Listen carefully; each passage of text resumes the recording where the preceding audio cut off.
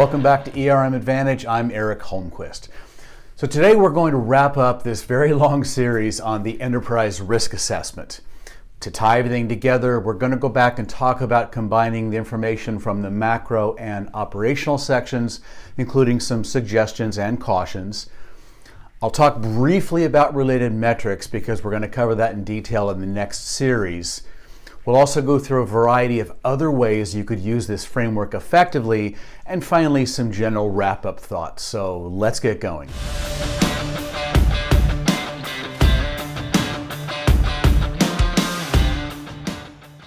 Now, over this whole series of videos, we've covered the details of completing the operational and macro side of the enterprise risk assessment, looking at two types of risk slightly differently with different stakeholders, but with the same goal of coming to overall risk conclusions and takeaways. So let's consider tying this all together with some options for this framework. Going back to the operational assessments, outside of the inclusion of any company-wide operational risks, such as a major cyber event, etc., the bulk of these were organized around individual business units, as they should. So I want to go back to a statement that I made when we completed the operational section that I said we would return to. For those operational assessments, we stayed focused on the individual processes that the business unit controls, essentially focusing on the risks that they own and manage. However, that's not the complete picture. There are other elements that relate to each business unit that they don't control and that may have been considered in the macro portion or other assessments, and that we can now go back and layer into the business unit. For instance, when talking with the business unit, they may have expressed a critical dependency on certain technologies that support their area.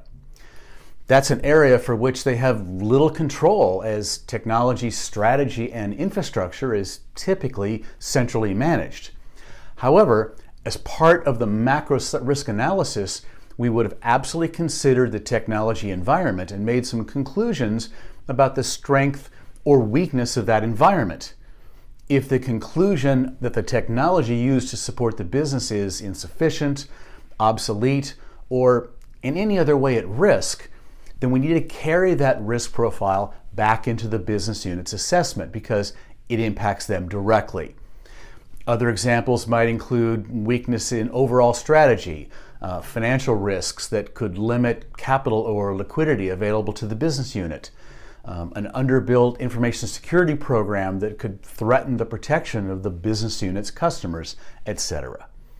In addition to the macro level risks, there are factors from other assessments, such as how third parties are assessed.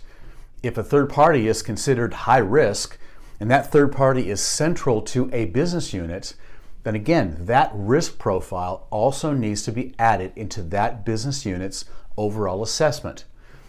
We always want to see enterprise risk management, including the enterprise risk assessment, as part of a hub and spoke model. ERM is the hub from which we can pull information from any and all sources that contribute to this central perspective.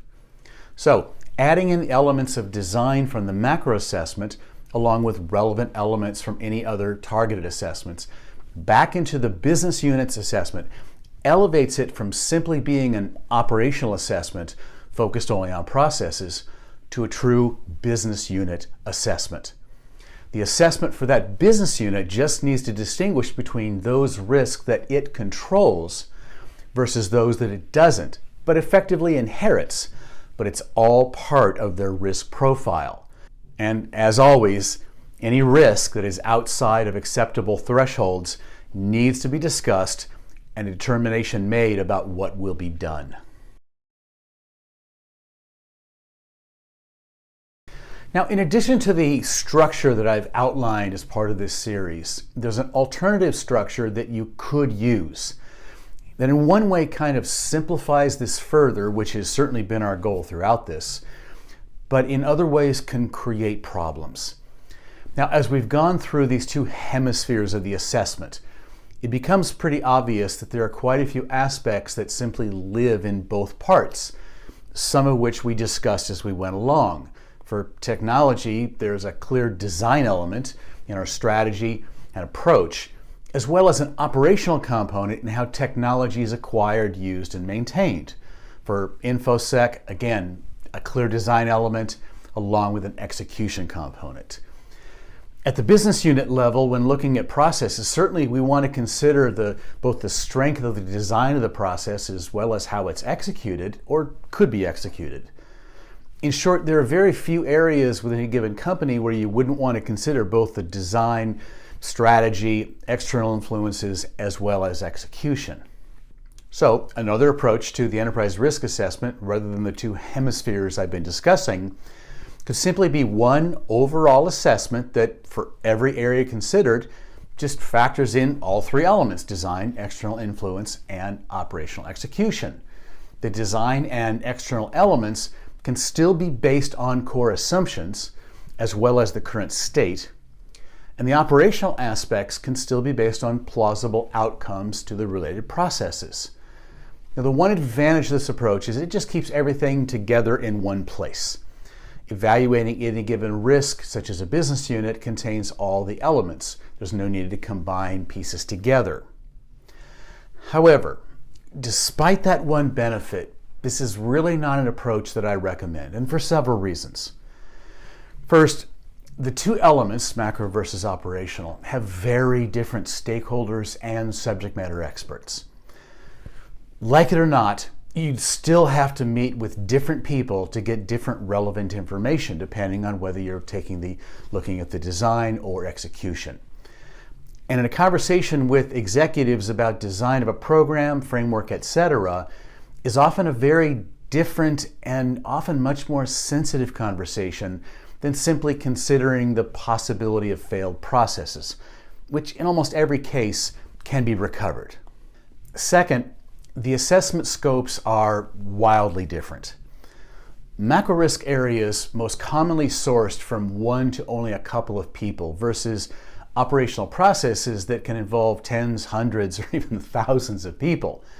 The number of people that would be involved in designing a liquidity strategy is very small, but anybody in the company can click on the link and cause untold damage. For macro risks that are almost all design with very limited number of actual operational processes, including most of your major financial risks, capital, liquidity, interest rate management, etc., you can simply include those few processes as part of an overall program review if you want. Third, the impact from the majority of macro risks are generally company-wide versus operational risks that are typically business unit specific.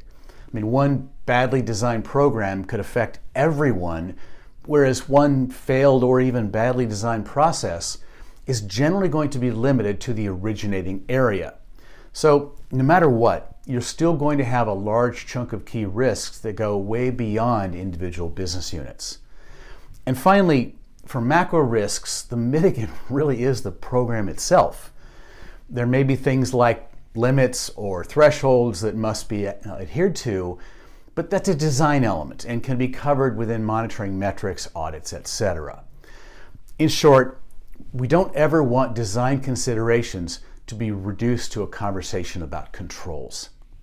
Unfortunately, the reality and practicality of it is, if you combine both design and execution into one combined assessment, design will get underemphasized and processes will get overemphasized.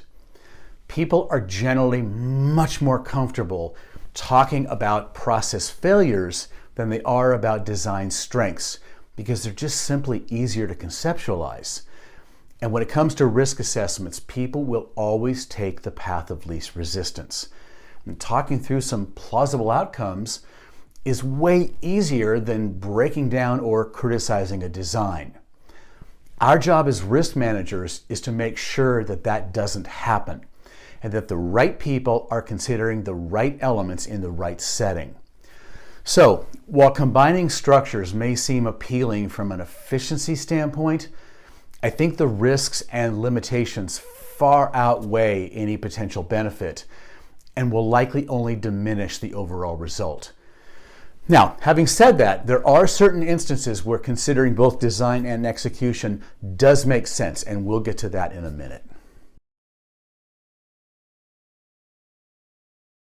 Now, if we assume that we will keep the two hemispheres of the assessment distinct, there's a question we might ask around the data. As a result of the two exercises, we obviously ended up with two risk registers, one for the list of macro risks based on design assumptions, and one for operational based on the operational processes. So the question is, should or could we combine these two into one clean register, which we could do. Even though each is based on different foundation, they are still fundamentally key risks. For the two matrices, they're essentially identical, the only difference being how we determined the mitigation score. For macro risks, it was based on the strength and confidence of the underlying assumptions, plus any adjustments for the current state, whereas for the operational risks, it was based on the strength of the mitigants to the related processes. So while the source of the information differs, the ultimate conclusion or rating doesn't. Either way, it's still a reflection of mitigated risk. Once again, in general, I don't think this is a good idea. And just because we can do something doesn't mean we should necessarily. The fact is that these are two very different types of risk in that they have different stakeholders, different foundations, and completely different supporting narratives. For that reason, I do think it actually makes sense to retain two sections, two registers to the assessment to keep the focus on each clear, which is perfectly fine. The fact is that we have many different risk lists throughout the organization based on a variety of different assessments. However, there is one benefit that can come from combining the information into one register, not for aggregate reporting, but to combine the risk type information together so you can have one overall conclusion about risk levels by risk type. Those scores are normalized, so you aren't combining apples and oranges. They simply represent risk levels, all facts considered. And while having separate risk registers with two assessment sections makes intuitive sense, having two separate risk type conclusions just does not. It's much cleaner to have one combined risk table and chart when looking at it by risk type. In other words, it's perfectly fine to have separate key risk registers, but an aggregate view by risk type.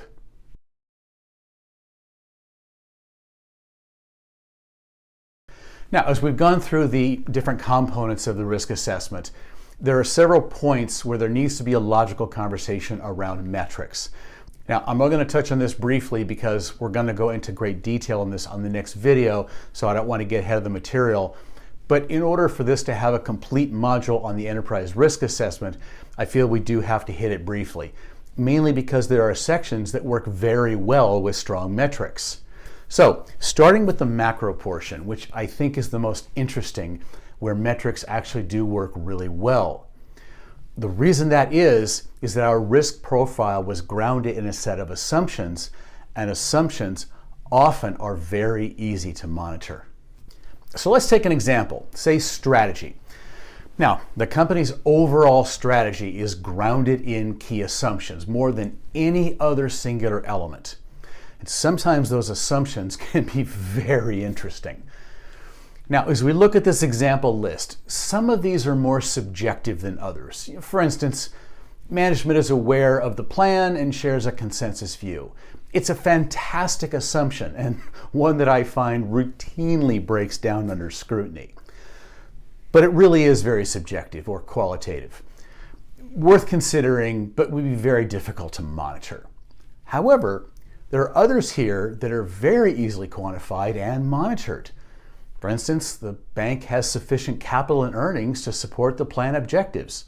Measurable. New customers, products, locations, regions, etc. will be profitable. Measurable. New products offered will attract sufficient profitable customers to warrant the product offering. Again, measurable. These are some very good examples of assumptions that are key to plan success, but can also be easily tracked with data available to us. On an ongoing basis, if our performance and experience differ markedly from the assumptions put in place, then it should force us to come back and reevaluate the risk profile that was based on those assumptions.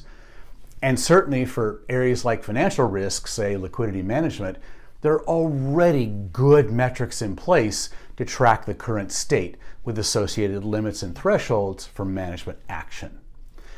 Now, on the other side, when it comes to the operational portion of the assessment, things get trickier, but still worth considering. When it comes to operational risks, those based around core processes, metrics are generally going to be most useful in relation to two things. Again, key assumptions, as with the macro risks, and certain types of risk mitigants. When we break this down further in the next video on metrics, you'll see why. So going back to the example that we looked at where we considered mortgage loan origination. For inherent risk, we captured two assumptions which were worth noting because if either of those assumptions changed, that will have an impact on the risk profile. First, that there is not a significant increase in loan origination volume. And second, the introduction of new regulatory standards or requirements, either of which could fundamentally change the risk profile. Again, these are easily tracked and monitored such that if either crosses a monitoring threshold, then the assessment should be reevaluated. Second, there are certain types of mitigants that can also be tracked and monitored, again, with thresholds established for either further management review or possible actions required. Examples could include things like policy violations, a fabulous mitigant that must be monitored. Process failures, QC failure rates, key staff turnovers, etc. The point is that whenever key risks are tied to measurable assumptions or actions, some consideration should be given as to how those elements will be monitored and reported.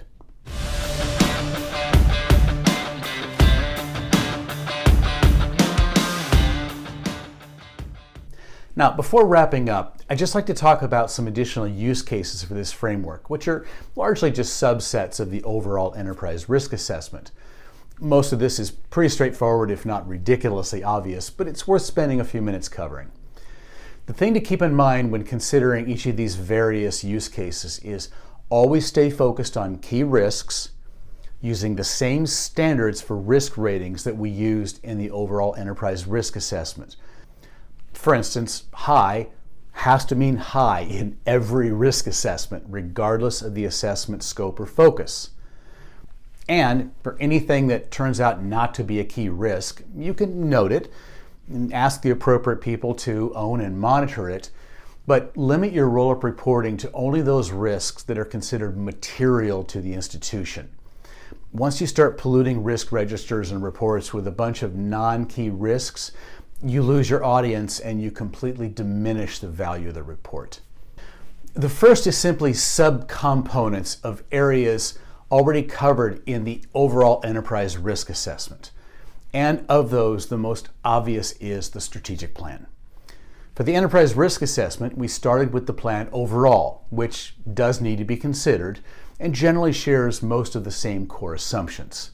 But the fact is that the plan is made up of many individual pieces, each of which can have their own characteristics, dependencies, objectives, risk profiles, and risk owners. So, at minimum, we may want to give some thought to breaking down the overall plan into logical subsections, perhaps by major objectives or a section owned by particular business units. And if the section belongs to a particular business unit, then that can become part of their business unit assessment.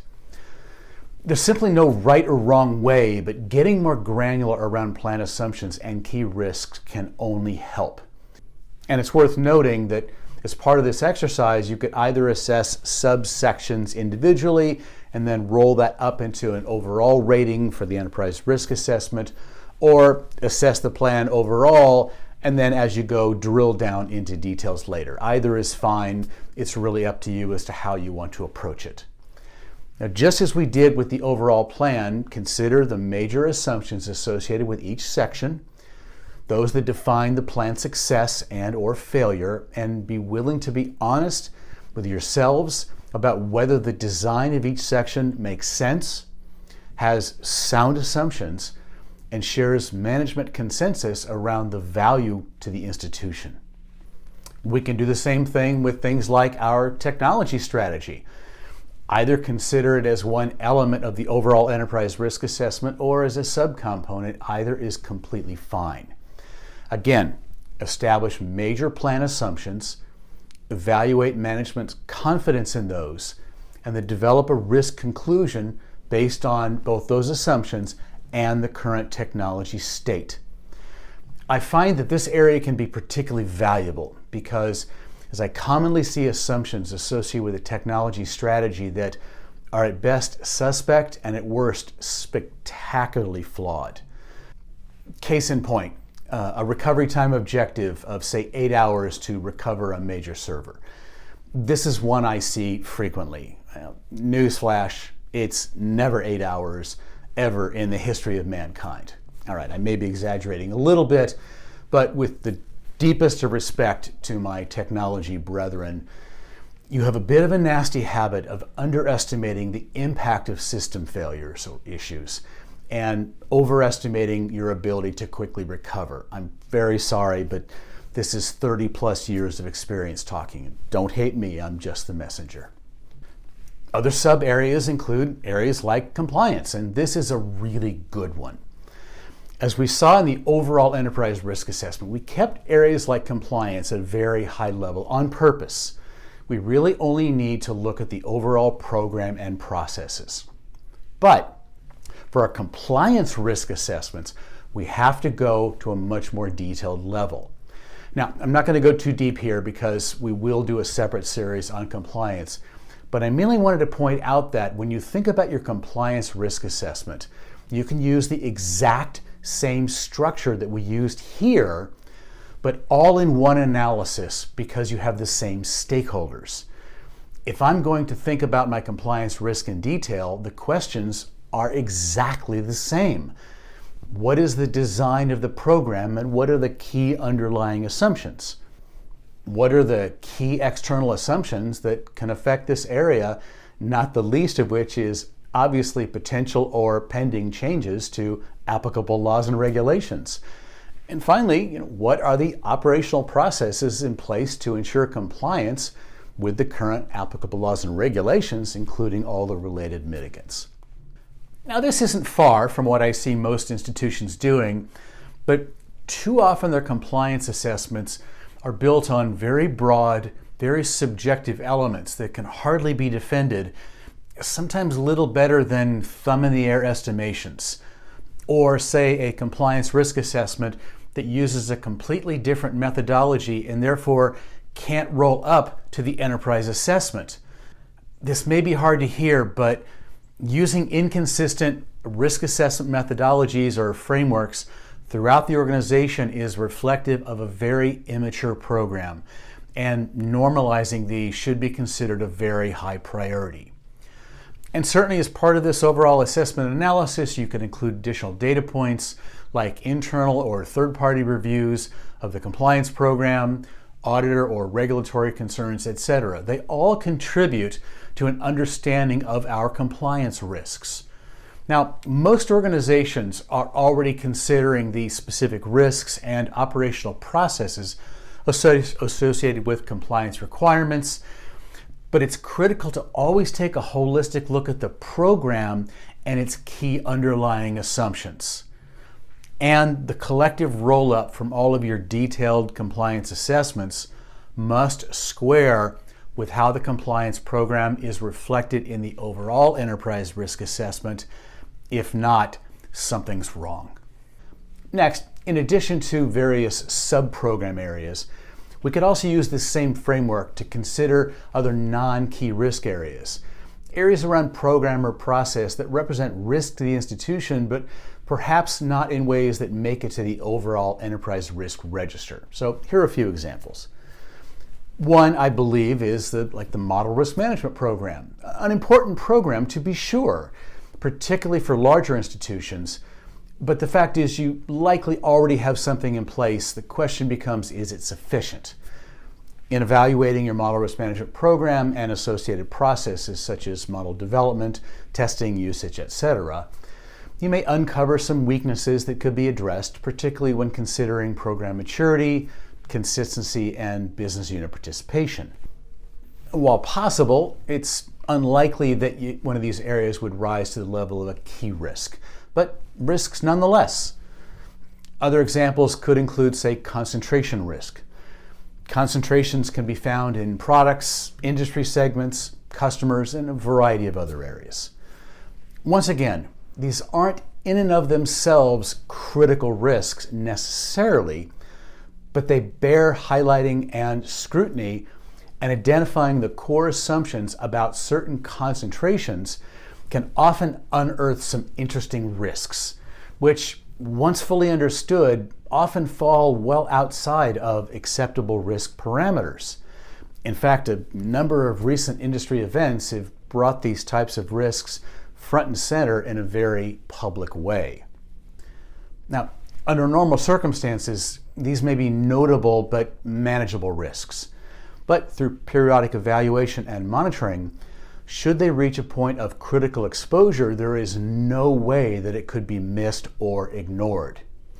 Other areas of non-key risks that can be evaluated using this framework of design assumptions, external influences, and operational execution includes facilities and infrastructure, supply chain, competition, and certain emerging risk areas. And the final, but possibly one of the most important use cases where this framework can be incredibly helpful is in the area of change management.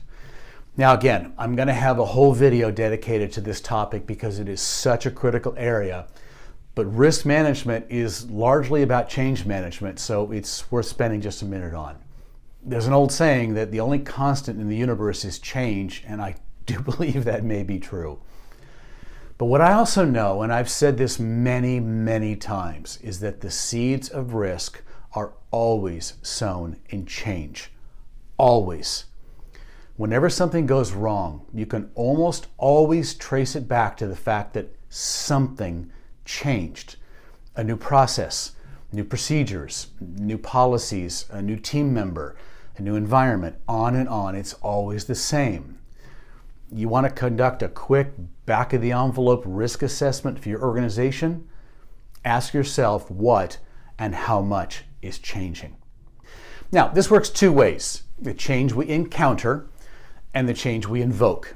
Now, change we encounter is largely a function of day in the life. We adapt strategies, processes, mitigants, monitoring metrics, combined with, frankly, smart people thinking on their feet. What I want to focus in on is the change that we invoke. Someone wants to do something new. This can include a new strategic initiative, new product, new location, new business line, new industries, or even a strategic acquisition. Regardless of the change, it all works out the same. To understand the risk, we have to look through the same three lenses discussed throughout the series: the design of our approach, the external influences, and operational execution. Failing to consider any of these is asking for trouble and will never reveal the full extent of potential risks. So again, if you're going to implement any type of significant change, you must consider these three dimensions as part of your analysis, along with the estimated benefit and cost.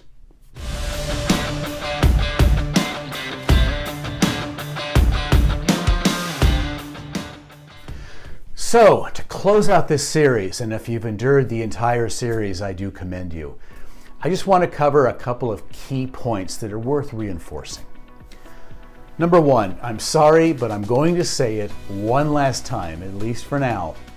Risk always lies in the assumptions. And I know I have beaten this to death, but I can't overstate how important it is if we're going to get to the root of our risk understanding. We have to be able and willing to put key assumptions out there on the table for scrutiny. When I do board and management training, I routinely tell them that it's often said that the risk manager's 4 favorite words are what could go wrong. Now, there may be some truth to that, but that's not the question that they should be asking. They should be asking, what are your assumptions? Those should be your 4 favorite words, whether we're talking about strategy or execution. It is the question that will actually yield meaningful, actionable information. Second, and this point was recently wisely emphasized by one of my subscribers, Anders Ling, the conclusions that are made from an assessment about inherent risk, risk mitigation, and residual risk levels are simply the assessor's attestation as to the risk level. But that doesn't automatically make it factual. We can't just say, well, we did a risk assessment, concluded the risk was low, and that's that. The conclusions from an assessment are only true if the underlying assumptions have been tested, hence why the role of effective challenge is so important. In other words, a risk assessment is not the end of a process, it's the beginning. It establishes what we believe to be a sound risk perspective, but then should be supported by an ongoing process of challenging assumptions, getting others' perspective, testing of the key mitigants, and evaluating against real-world experience. Next, we have to get comfortable accepting that things can and will go wrong. This is the whole point of establishing a risk appetite framework, so that we can distinguish between those outcomes that are acceptable, meaning simply not worth the cost of further mitigation, versus those that aren't, and then respond accordingly. Are we taking the right risks, balancing risk and reward? Once we have a clear definition of our risk appetite levels and an ability to accurately assess the effect of potential outcomes, we need to get comfortable saying, we know the risk, and if it happens, we will write the check, period. Next, honesty and transparency are key. Without those, this whole exercise is a complete waste of time.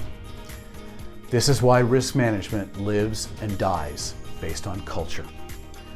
The story can't always be good. And I'll say it again, this is not a documentation exercise, it's a discovery exercise. Be comfortable saying when it is not good, but cover what you're going to do about it. An organization that punishes honesty and discourages transparency is foundationally unhealthy, will eventually lose all of its good people, and will never achieve any value from its risk management program. And finally, at the end of the day, the litmus test is always, is this helping us make better business decisions? If not, that's okay, but you didn't go deep enough, honestly enough, or you allowed your people to simply approach this as a documentation exercise. But keep working, keep building, go deeper until you can confidently say, yes, we are a fundamentally better company because of these efforts. So this wraps up our series on enterprise risk assessments. I know we covered an awful lot of material, but since risk assessments are one of the most critical components of any risk management program, it's imperative that we get them right and frankly, utilize people's time and efforts effectively and create tools that can actually be used to manage risk. So please feel free to leave a comment if you think I missed anything, or if you have other ideas about how to make risk assessments more valuable as a tool. And again, in our next video, we're now going to begin talking about metrics, KPIs, KRIs, KCIs, and consider why most people struggle to implement metrics that are meaningful, informative, and again, help lead to better business decisions. I hope you found this helpful. In the meantime, once again, please don't forget to like this video and hit that subscribe button if you haven't, which really does help out this channel. Thank you.